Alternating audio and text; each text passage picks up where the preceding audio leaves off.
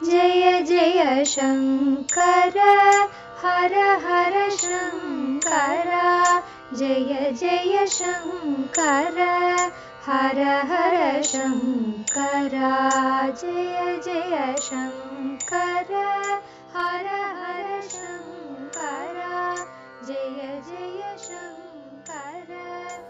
வைதிக மத அம்சங்கள் தெய்வத்தின் குரல் 3ஆம் பாகம். தனுர்வேதம். தனுர் என்பது ஏன்? ஆயுதங்கள் என்னென்ன, அவற்றை எப்படி பிரயோகம் பண்ணுவது என்பதே தனுர்வேதத்தில் முக்கியமான விஷயம். இதற்கு ஆயுர்வேதம் என்று பெயர் இல்லாமல் தனுர்வேதம் என்று ஏன் பெயர் என்றால், தனுஷ் தான் ஆயுதங்களுக்குள் முக்கியமானது. தனுஷ் என்றால் வில் என்று எல்லோருக்கும் தெரிந்திருக்கும். கத்தி, கதை, சூலம் முதலியவற்றை கையிலே பிடித்துக்கொண்டு எதிரே கிட்டக்க இருப்பவனிடம் மட்டுமே யுத்தம் செய்யலாம். ஈட்டியை தூரத்தில் இருப்பவனிடமும் எய்து தாக்கலாமாயினும் அதோடு அந்த ஈட்டியே கைக்கு திரும்பி வராமல் போனாலும் போய்விடும். தனுஷ் இப்படி இல்லை. அது கையை விட்டு போகிறதில்லை. அதில் எத்தனை அம்பை வேண்டுமானாலும் பூட்டி எய்து எத்தனையோ தூரத்தில் இருப்பவனையும் அடித்து தள்ளலாம். ஈட்டி நஷ்டம் மாதிரி இல்லை அம்பு போவது. அம்பு ஈட்டி போல அத்தனை பெருசோ கனமானதோ இல்லை. அது போகிறது, பெரிய நஷ்டம் இல்லை. பலசாலியாக இருக்கிற ஒரு க்ஷத்திரியன் நூற்றுக்கணக்கான அம்புகளை கொண்ட அம்புரா துணியை ஈஸியாக தோளில் தாங்கிக் கொண்டிருப்பான். சரமாரி என்றே வார்த்தை இருக்கிறது.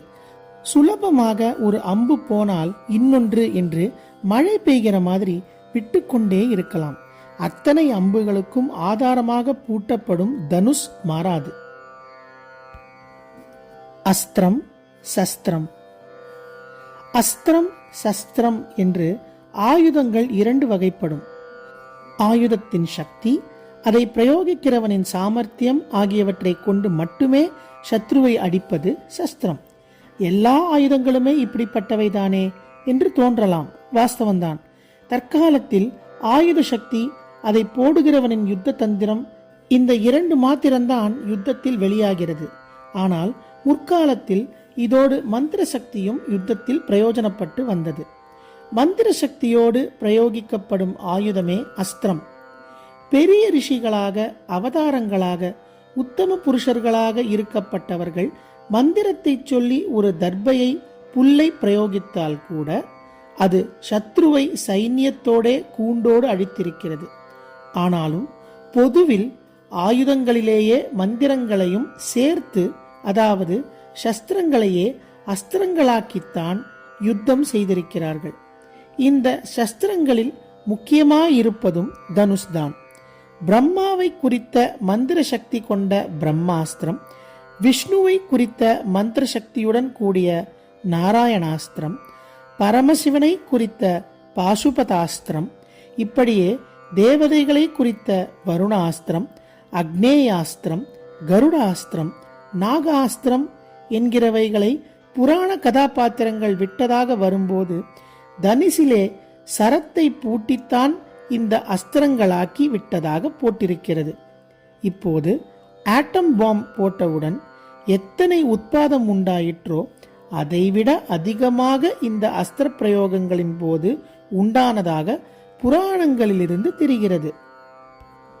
ஒரு ஆயுதத்தை வீசினானாம், உடனே ஆகாசம் வரை புகை எழுப்பிற்றாம். அக்னி பிரவாகம் வந்து ஜலாசயங்கள் வற்றிற்றாம். பட்சிகளே முதற்கொண்டு செத்து விழுந்ததாம். கர்ப்பத்தில் இருந்த பிண்டங்கூட சேதமாயிற்றாம். இதெல்லாம் வெறும் புரளி என்று புராண வர்ணனைகளை நம்பாமல் இருந்தவர்களுக்கும் ஆட்டம்பாமின் பவரும் ரேடியேஷனும் புராணத்தில் சொல்லி இருப்பது வாஸ்தவமாகவே இருந்திருக்கணும் என்ற நம்பிக்கையை உண்டாக்கியிருக்கின்றன. ஒரு சின்னஞ்சிறிய அணுவை பிளப்பதால் பிறக்கும் சக்தியை விட சகல சிருஷ்டிக்கும் பீஜமான மந்திர சப்தங்களை பிளப்பதில் உண்டாகும் சக்தி எவ்வளவோ அதிகமாகும். பின் குறிப்பு: சப்தம் சிருஷ்டி குறித்த விளக்கம் தெய்வத்தின் குரல் 2ஆம் பகுதியில் வேதம் என்ற உரையில் ஒலியும் படைப்பும் என்ற உட்பிரிவில் உள்ளது. ஒரு அஸ்திரத்துக்கு எதிராக இன்னொரு மந்திரத்தால் எதிர் அஸ்திரம் விடுவதுண்டு. இப்படி நாகாஸ்திரம் பவரை காட்டாமல் நியூட்ரலைஸ் செய்வது கருடாஸ்திரம். பாம்பை ஜெயிப்பது கருடன் இல்லையா? அதனால் அக்னேயாஸ்திரத்துக்கு எதிர் வருணாஸ்திரம். மந்திர சக்தி ஆயுத சக்தியை விட எவ்வளவோ பெரிது என்பதாக காளிதாசன் ரகுவம்சத்தில் திலீபன் வாய்மொழியாக அழகாக தெரிவிக்கிறான். குலகுருவான வசிஷ்டரின் ஆசிரமத்துக்கு சூரியகுல ராஜனான திலீபன் போகிறான். அவர் அவனிடம் ராஜ்யத்தின் க்ஷேமத்தை பற்றி விசாரிக்கிறார். அதற்கு அவன், தாங்கள் குலகுருவாக இருந்து ஆசீர்வாதம் பண்ணி கொண்டிருக்கும் போது ராஜ்யத்தின் க்ஷேமம் எப்படி குறைவுபடும்? என்னுடைய அம்பு ஏதோ நேரில் இருக்கிற சில பேரை அடிக்கிறது என்றால், தங்களுடைய மந்திரமோ எங்கெங்கேயோ இருக்கிற கெட்ட சக்திகளையெல்லாம் அடித்து என் அம்பையே பிரயோஜனம் இல்லாமல் பண்ணிவிடுகிறது. ராஜ்யம் நன்றாயிருக்கிறது என்றால் அதற்கு காரணம் என் க்ஷத்ர பலம் இல்லை, அந்த பலத்துக்கும் ஆதாரமாயிருக்கிற தங்களுடைய பிரம்ம தேஜஸ் தான் என்கிறான். அஸ்திரத்தில் சஸ்திரம் மந்திரம் இரண்டும் சேர்ந்திருக்கிறது. க்ஷத்ரிய பலம் பிரம்ம ரிஷிகள் கண்டுபிடித்த மந்திரத்தின் சக்தி இரண்டும் சேர்ந்திருப்பதை நினைக்கும் பொழுது ஒன்று நினைவுக்கு வருகிறது. ஒரு ராஜாவும் பிரம்மணோத்தமர் ஒருவரும் சேர்ந்தாற்போல் ஒரே சிம்ஹாசனத்தில் உட்கார்ந்து கொண்டு ஆட்சி பண்ணினார்கள். அந்த ராஜாவின் பெயர் அச்சுதப்ப நாயக். தஞ்சாவூரை ஆண்ட நாயக் வம்ச ராஜாக்களில் இரண்டாவதாக வந்தவன் அவன். அவனுடைய பிதா சேவப்ப நாயக். சேவப்பன் இந்த வம்சத்துக்கு முதல் ராஜாவாக தஞ்சாவூரில் புது ராஜ்யம் ஸ்தாபிப்பதற்கு காரணமாயிருந்தவர் கோவிந்த தீக்ஷிதர் என்ற மகான். அந்த பிராமணோத்தமர் சொன்ன பிரகாரமே செய்துதான் சாமானிய தசையில் இருந்த சேவப்பன் தஞ்சாவூரில் ராஜ்யம் ஸ்தாபித்து ராஜாவானது. சேவப்பனின் ஆயுஸ் முடிந்த பிற்பாடும் கோவிந்த தீக்ஷிதர் ஜீவியவந்தராய் இருந்தார். சேவப்பனின் புத்திரனான அச்சுதப்பன் அவரை பிரதம மந்திரியாக மட்டுமின்றி குலகூட்டஸ்த புரோஹிதர் என்று கௌரவம் கொடுத்து உயர்ந்த ஸ்தானத்தில் வைத்திருந்தான். எத்தனை உயர்ந்த ஸ்தானம் என்றால், அர்த்தாசனர் என்பதாக அவரை சிம்ஹாசனத்திலேயே தன் பக்கத்தில் உட்கார்த்தி வைத்துக் கொண்டிருந்தான். இந்த காட்சியை பார்த்துவிட்டு ஒரு கவி சொன்னார். திரிணாமத்யந்த நாமானோ மஹீக்ஷித் தீக்ஷிதாவுபௌ சஸ்திரே சாஸ்திரே ச குச்சலௌ ஆகவேஷு ஹவேஷு ச. பகவானுக்கு திரிணாமா நாமத்ரயம் என்று 3 பெயர்கள் முக்கியம். அவற்றை சொல்லித்தான் ஆச்சமனம் பண்ணுவது. அச்சுத அனந்த கோவிந்த என்பதே அந்த நாமத்ரயம். இதில் முதல் ஆதி நாமா அச்சுத, முடிவு அந்த நாமா கோவிந்த. ஒரே சிம்ஹாசனத்தில் உட்கார்ந்து கொண்டிருக்கிற 2 பேரில் மஹீக்ஷித், அதாவது பூபாலனம் பண்ணும் ராஜாவுக்கு ஆதிநாமம் அச்சுதப்ப நாயக். இன்னொருத்தரான தீக்ஷிதருக்கு அந்த நாமம் கோவிந்த தீக்ஷிதர். இதிலே முதலாமவன் சஸ்திரத்தில் கெட்டிக்காரன், இரண்டாமவர் சாஸ்திரத்தில் கெட்டிக்காரர். அவன் ஆகவம் என்ற யுத்த தந்திரத்தில் பெயர் வாங்கினவன். இவர் ஹவம் என்னும் யக்ஞ அனுஷ்டானத்தில் சிறந்தவர். சஸ்திரே சாஸ்திரே ச குச்சலௌ ஆகவேஷு ஹவேஷு ச. சஸ்திர சக்தி வெறும் முரட்டு தேகபலமாய் மட்டுமில்லாமல் துவேஷ குணத்தையும் கோபத்தையும் மட்டும் காட்டுவதாயில்லாமல் சாஸ்திரத்தோடு தர்ம நெறிகளோடு சேர்ந்திருக்க வேண்டும். தெய்வ சக்தியும் ஞான சக்தியும் கூடிய பிரம்ம தேஜஸையே க்ஷத்ரிய பலம் ஆதாரமாக கொள்ள வேண்டும். இதெல்லாம் அர்த்த சாஸ்திரத்தில் வரும் விஷயங்கள். ராஜாவின் புரோகிதரையும் மந்திரிகளையும் பற்றி சொல்லும் போது இந்த விஷயங்கள் கூறப்பட்டிருக்கும். சஸ்திரம் என்பது தெய்வ பலம் பெற்ற அஸ்திரமாவது பெரும்பாலும் தனுர்பானங்களை வைத்துத்தான் என்று சொன்னேன். எத்தனையோ ஆயுதங்கள் இருக்கிற போது யுத்த அபியாச வித்யைக்கு ஏன் தனுர்வேதம் என்று பெயர் இருக்கிறது என்பதற்கு காரணம் தனுசுக்கு உள்ள இப்படிப்பட்ட சிறப்புகள்தான். தெய்வங்களின் வில்கள். எல்லா சுவாமிக்கும் தனுஷ் உண்டு. அந்த தனுசுக்கு என்று ஒரு தனிப்பெயரும் உண்டு. பரமசிவன் கையில் வைத்திருக்கிற தனுசுக்கு பினாகம் என்று பெயர். அதனால் அவருக்கே பினாகபாணி என்று ஒரு பெயர். திரிபுர சம்ஹாரத்தில் அவர் மேருவையே தனுசாக வளைத்தார். மகாவிஷ்ணுக்கு சாரங்கபாணி என்று ஒரு பெயர் சொல்கிறார்கள். பலர் இப்படி பெயர் வைத்துக் கொள்கிறார்கள்.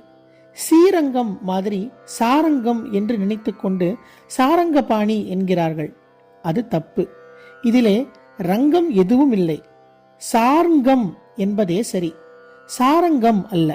சார்ங்கம் என்பது மகாவிஷ்ணுவின் கையில் இருக்கப்பட்ட வில். பொதுவிலே சங்க சக்கர கதா பத்ம ஆயுதங்களை சதுர்புஜங்களில் தரித்தவர் என்று சொன்னாலும் இதுகளைப் போலவே சார்ங்கம் என்ற வில்லும் அவருக்கு முக்கியம். பஞ்சாயுத ஸ்தோத்திரம் என்று அந்த நாளோடு இந்த 5வதையும் சேர்த்தே ஸ்தோத்திரம் இருக்கிறது. பின் குறிப்பு: பஞ்சாயுத ஸ்தோத்திரத்தில் பத்மத்துக்கு பதில் நந்தகி எனப்படும் கத்தி கூறப்படுகிறது. விஷ்ணு சஹஸ்ரநாம கடைசி ஸ்லோகத்திலும் சங்கு, நந்தகி எனும் வாள், சக்கரம், சார்ங்கவில், கதை ஆகியனவே கூறப்படுகின்றன.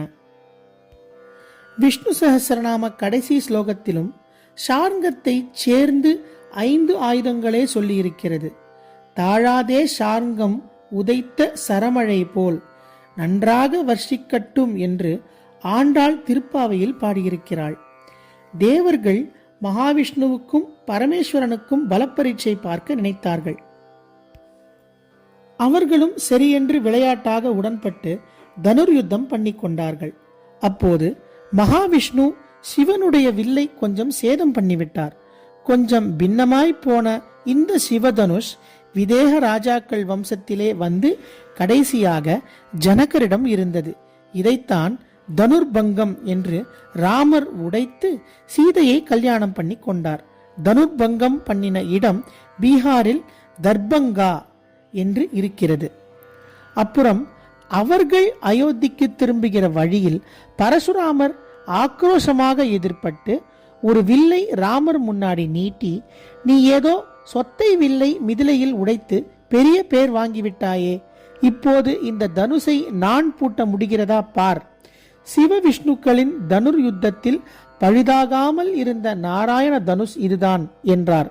ராமர் அந்த தனுசையும் அலாக்காக நான் பூட்டி பரசுராமருடைய அவதார சக்தியையே அதற்கு லட்சியமாய் வைத்து கிரகித்து கொண்டு விட்டார் என்று ராமாயணத்தில் வருகிறது. ராமச்சந்திரமூர்த்தி என்று நினைத்த மாத்திரத்தில் கோதண்டபாணியாகத்தான் தோன்றுகிறது. கிருஷ்ணாவதாரத்தில் வில் வைத்துக் கொள்ளாவிட்டாலும் தன்னுடைய ஆத்ம சகாவான அர்ஜுனனுக்கு வில்லாளி என்பதாகவே ஏற்றம் கிடைக்கும்படி அனுகிரகித்திருக்கிறார். காண்டீவம் என்பது அவனுடைய வில்லின் பெயர். காண்டீபம் என்று சொல்வது தப்பு. சாக்ஷாத் பராசக்தியும் ராஜராஜேஸ்வரியாக இருக்கும் போது இக்ஷு தனுஷ் என்பதாக கரும்பு வில் வைத்துக் கொண்டிருக்கிறாள். மன்மதனுக்கும் இதுவே ஆயுதம். தனுசுக்கு இப்படி விசேஷம் இருக்கிறது. எல்லாவற்றுக்கும் மேலே இத்தனை தெய்வங்களாயும் ஆகியிருக்கிற நிர்குண பிரம்ம வஸ்துவை அடைவதற்கும் உபனிஷத்திலேயே தனுர்வித்தை அபியாசத்தை தான் உபமானமாய் சொல்லியிருக்கிறது. சிஷ்யனை பார்த்து குரு சௌமியா, உபனிஷத்திலே இருக்கிற மிகப்பெரிய அஸ்திரமான மகாஸ்திரமான வில்லை எடுத்துக்கொண்டு அதிலே உபாசனையாலே நன்றாக சாணை தீட்டி கூராயிருக்கிற அம்பை பூட்டி அக்ஷரமான குறியை நோக்கி அதுவாகவே ஆகிவிடும் பாவனையோடு விடு என்பதாக சொல்லியிருக்கிறது. பின் குறிப்பு: முண்டகோபனிஷத் 2.2.3.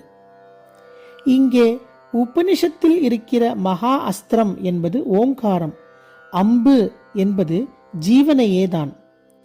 குறியாகச் சொன்ன அக்ஷரம் என்பதற்கு அழிவில்லாதது என்று அர்த்தம். பரபிரம்மம் தான் அது. ஜீவன் சாதனையானால் தன் சித்தத்தை ஒருமுகமாக கூர் பண்ணி ஓங்காரத்தில் அதை பூட்டி, அதாவது ஓங்கார தியானத்திலே ஈடுபட்டு அப்படியே பிரம்மத்தில் சேர்ந்து அம்பு லட்சியத்தில் அப்படியே ஒன்றாய் பதிந்து விடுகிற மாதிரி அத்வைதமாகிவிட வேண்டும் என்று அர்த்தம். இங்கே ஓங்காரம் தனுசாகவே ஓமிக்கப்படுகிறது. ஜெய ஜெய சங்கர, ஹரஹர சங்கர, மகா பெரியவா சரணம். जय जय शङ्कर हर हर शङ्कर जय जय शङ्कर हर हर शङ्कर जय जय शङ्कर हर